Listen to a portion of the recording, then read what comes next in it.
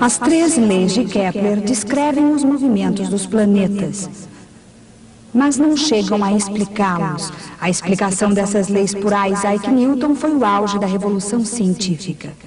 Ela é conhecida como a solução do problema de Kepler. Permita-me lembrar uma história que já ouvimos muitas vezes. Em 1543, Copérnico escreveu seu pequeno livro. Uma geração mais tarde, Kepler descobriu suas 3 leis. Mais tarde, 150 anos depois de Copérnico, Isaac Newton apareceu e explicou-nos por que o universo se comportava dessa maneira. Hoje, começaremos a ver exatamente de que maneira as leis de Newton explicam tudo que Kepler encontrou nos céus.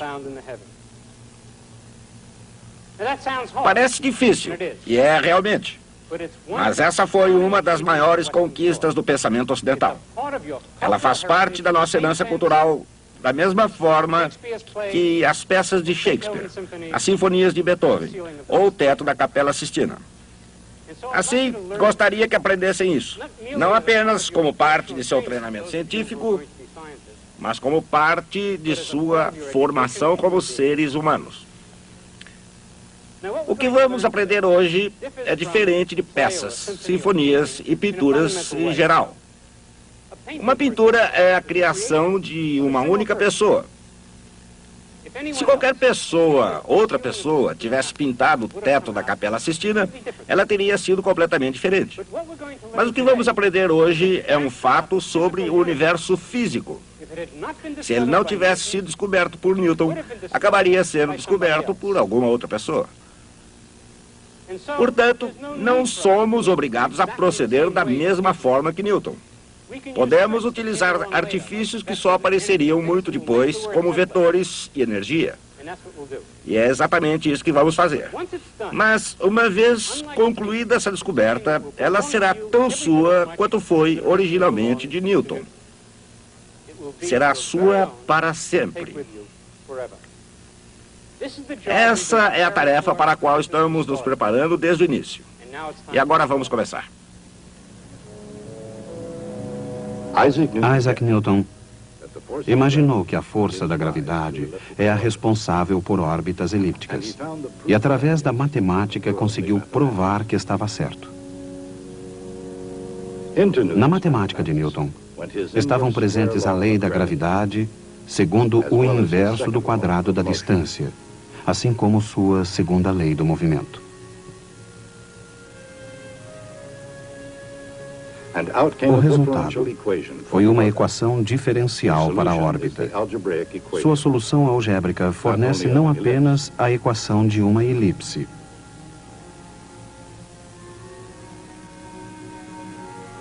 mas qualquer uma das secções cônicas.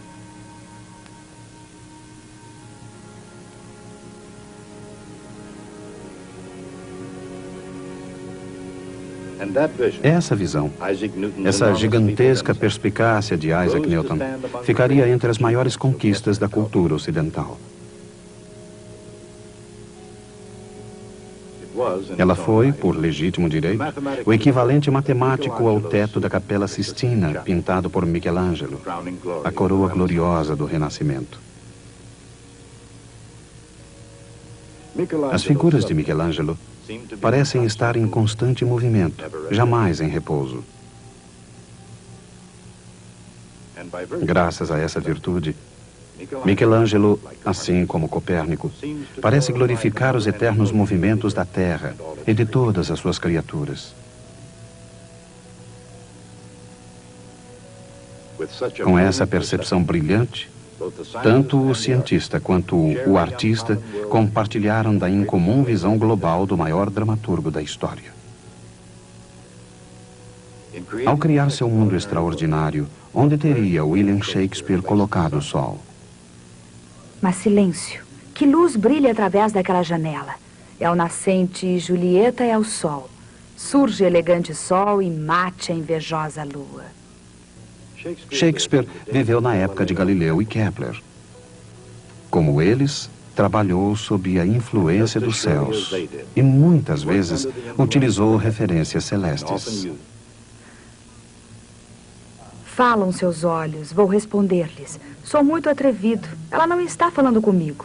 Duas das mais resplandecentes estrelas do céu, porque tinham algo a fazer, suplicaram aos olhos dela que brilhassem em suas esferas até que pudessem voltar. Que aconteceria se os olhos dela estivessem no firmamento e as estrelas em sua cabeça? O fulgor de suas faces envergonharia aquelas estrelas como a luz do dia de uma lâmpada. É claro que Shakespeare não foi o único gênio criativo a fazer uma forte ligação entre as artes e as ciências.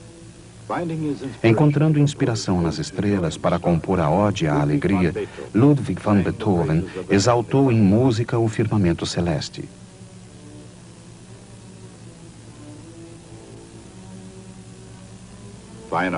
As belas artes, o teatro, a música, a matemática e a física. Cada uma delas é uma brilhante pedra preciosa da cultura ocidental. Juntas, representam as joias da coroa das realizações ocidentais. Ainda muito jovem, Newton percebeu que a gravidade era uma força comum ao céu e à terra. E conseguiu vê-la como uma força fundamental de atração, e não com seus efeitos de empurrar ou torcer no universo.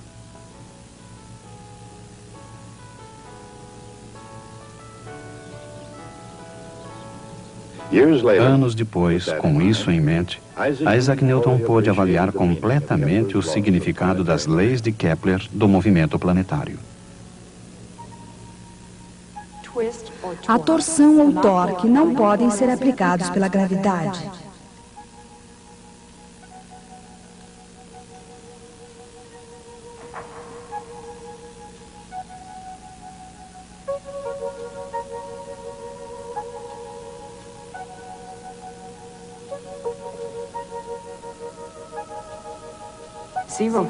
O torque nulo, juntamente com a segunda lei de Newton, conduzem a uma equação diferencial pronta para ser integrada quando não há torque. Uma certa quantidade, mr vetorial v, é constante. Essa quantidade é chamada momento angular.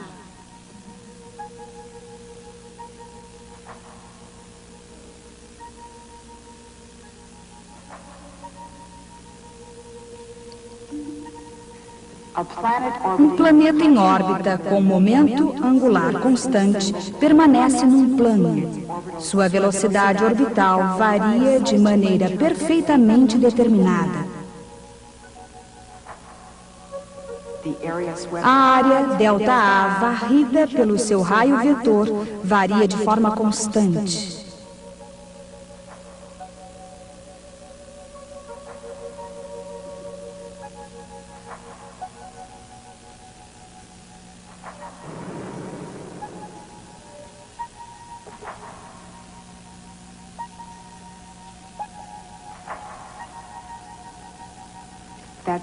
Essa é a segunda lei de Kepler.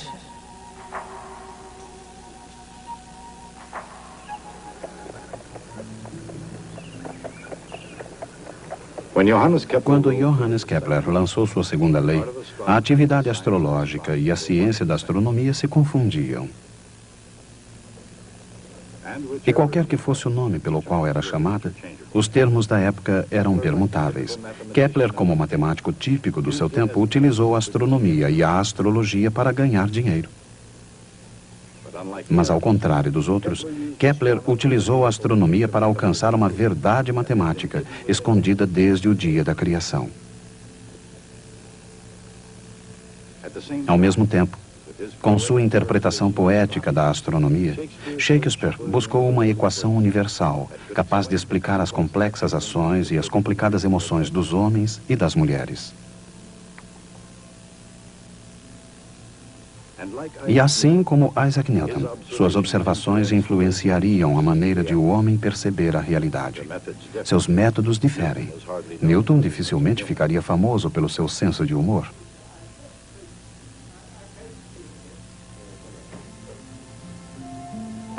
Mas assim como Shakespeare, Newton levantou questões que afetaram profundamente a percepção de como o mundo se comporta. A descoberta de Newton de que as órbitas de todos os objetos celestes obedecem à equação das secções cônicas começou com uma pergunta. Por que as órbitas planetárias são elipses, com o raio vetor varrendo áreas iguais em tempos iguais?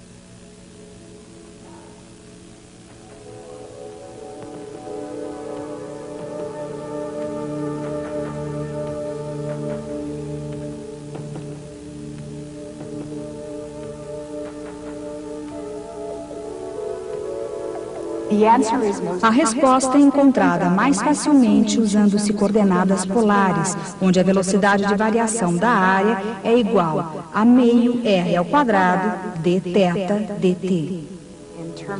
Em termos de momento angular, o resultado é uma equação diferencial que se aplica a todos os objetos que se movem sob a ação de uma força central, incluindo os planetas que se movem em órbitas elípticas sob a força da lei da gravitação universal de Newton.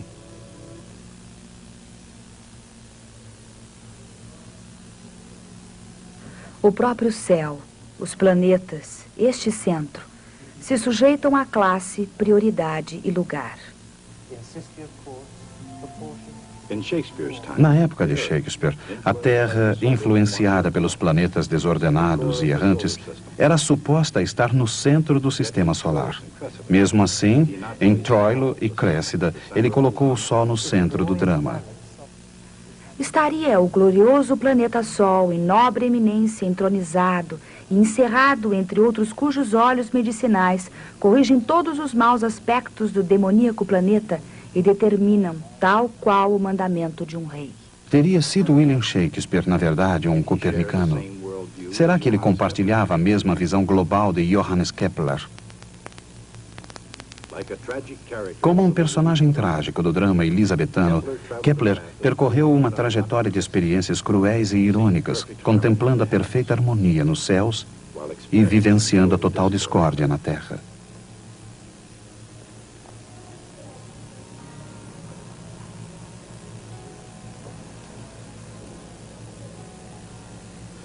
Quando garoto, Kepler foi abandonado pelo pai, um mercenário cruel que vivia de uma guerra para outra. Kepler foi mandado para um seminário protestante numa província alemã. Era uma vida espartana, com intermináveis horas de estudo e oração. Kepler era um rapaz frágil e doente que praticamente não tinha amigos e era muito independente. A mãe de Kepler era uma mulher muito excêntrica, obcecada pela astrologia e pelas ciências ocultas. Uma de suas tias foi queimada na fogueira. À medida em que progredia seu estudo religioso, ele passou a se desesperar com a possibilidade da salvação e a sentir-se cada vez mais culpado com o fascínio de sua mãe pelas ciências ocultas. Mais tarde, já pai de família, ele perderia a primeira mulher e 7 dos 11 filhos. Uma vítima errante da Guerra dos 30 anos, Kepler levou sua dor de cidade em cidade, buscando um porto onde pudesse se refugiar da violenta tempestade. Tempestade que se abateu sobre os últimos 12 anos da sua vida. A situação podia, naturalmente, ter sido ainda pior. E logo seria.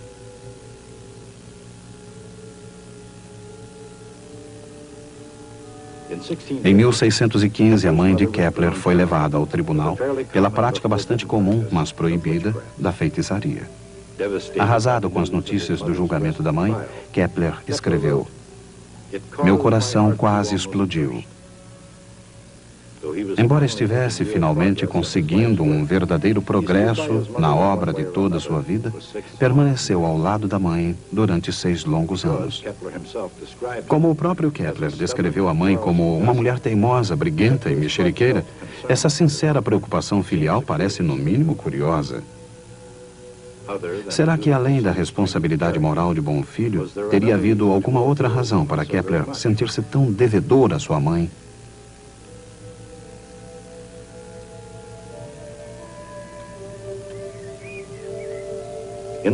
No relato de sua infância, uma crônica sombria de miséria, Kepler registra apenas um momento feliz.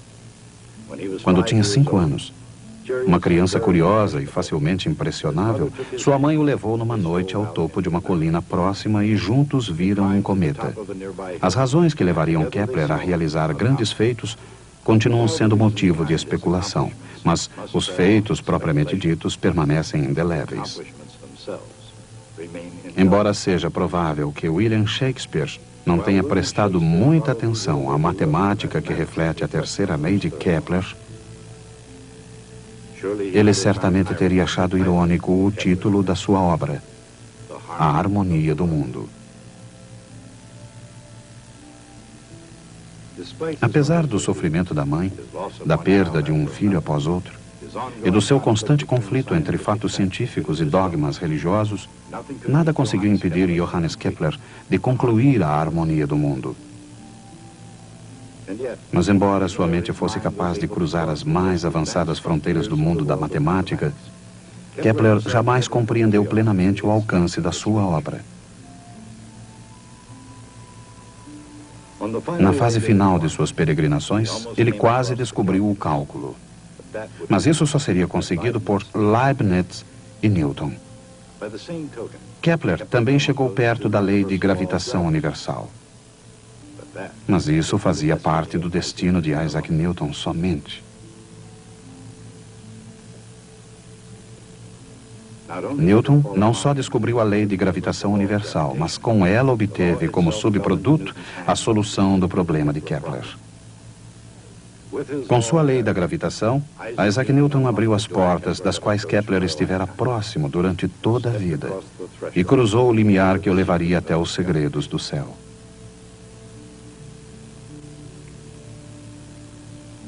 A lei de gravitação universal.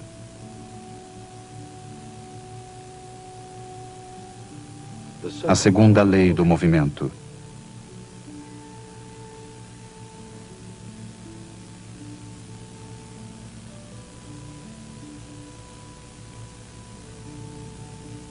A conservação do momento angular.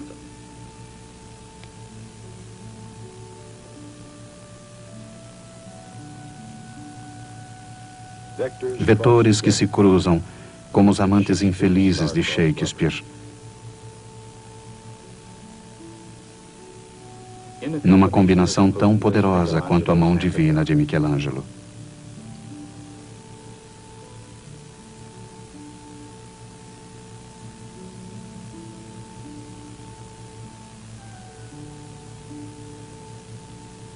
Produzindo um balé de vetores tão animado quanto uma sinfonia de Beethoven.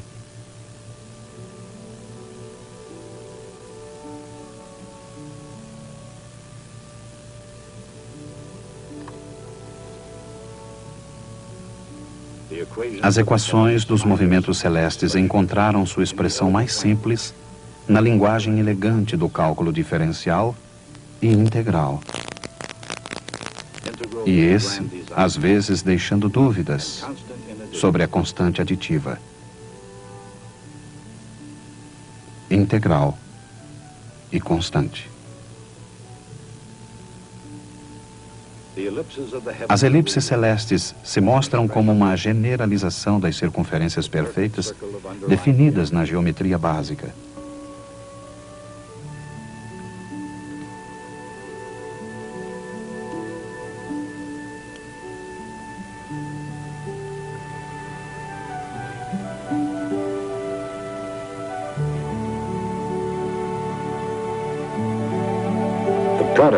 O produto desses eventos. Uma vez alterada a ordem e permitida a liberdade da massa,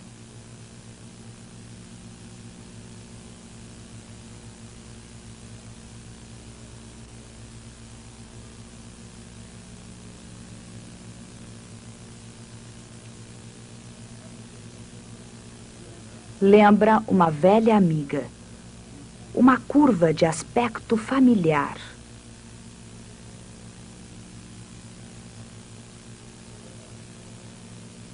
Elipse, parábola ou hipérbole. Todas têm os seus arcos descritos na tapeçaria celeste. E assim, Isaac Newton foi o primeiro a descobrir que a força da gravidade move todos os corpos celestes ao longo de secções cônicas.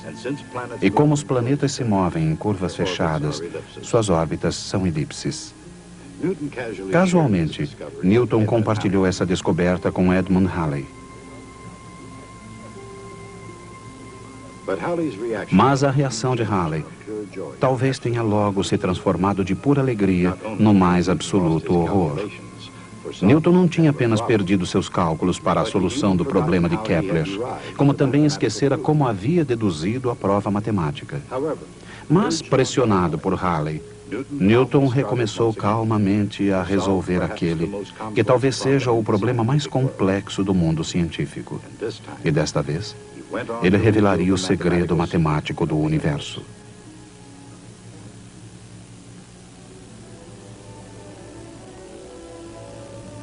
Considerando coisas tão belas como o diálogo de Shakespeare, o fraseado de Beethoven, as pinceladas de Michelangelo e as manifestações do gênio de Newton e Kepler, parece cada vez mais claro que as grandes artes e ciências perduram não apenas pela sua elegância, mas também pela sua verdade.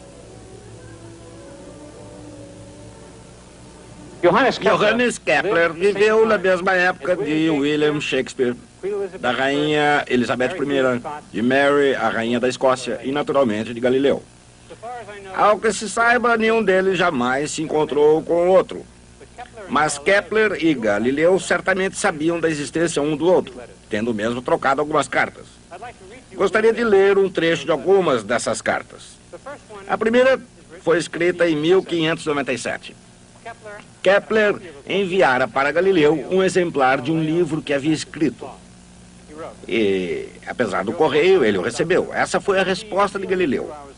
Algumas horas, meu erudito doutor, recebi o seu livro. Congratulo-me com você por contar com um companheiro no estudo da verdade. E para Galileu, a verdade significava o sistema copernicano do mundo. Ele ainda não admitira que acreditava nesse sistema. De fato, em outro trecho da carta, ele diz: tenho andado amedrontado com o destino de Copérnico, nosso professor, que, embora tenha adquirido fama imortal aos olhos de alguns, é, ao mesmo tempo, alvo do ridículo e do riso de muitos outros.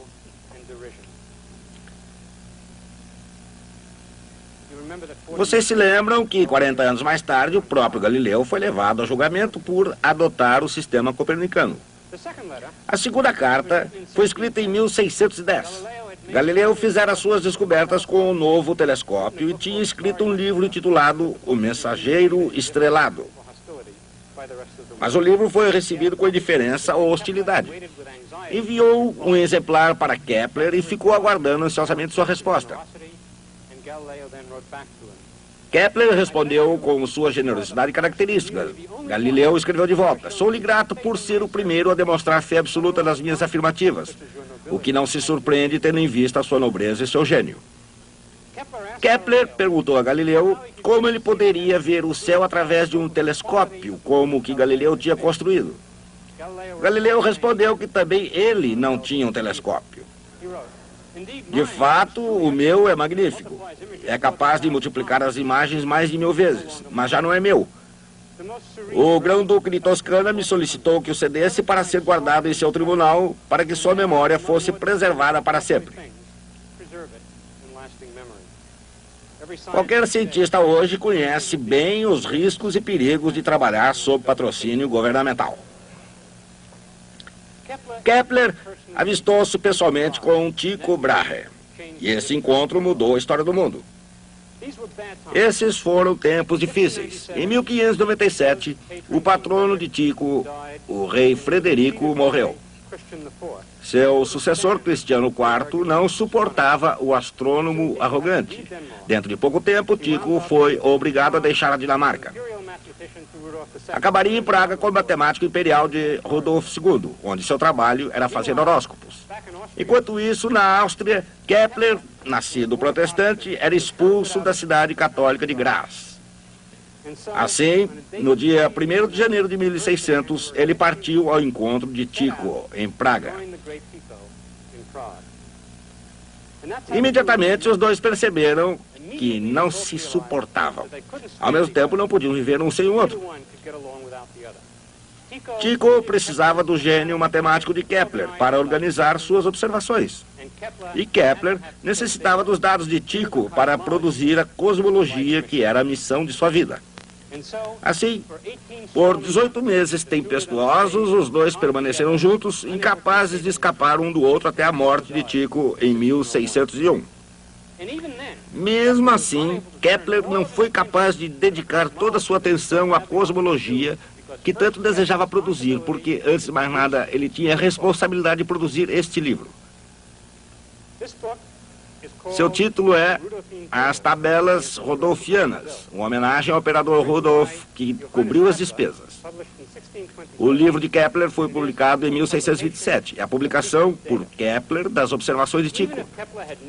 Mesmo que Kepler jamais tivesse descoberto suas 3 leis, ele seria lembrado hoje porque esse livro tornou a astronomia 100 vezes mais precisa do que era até então. Até a próxima.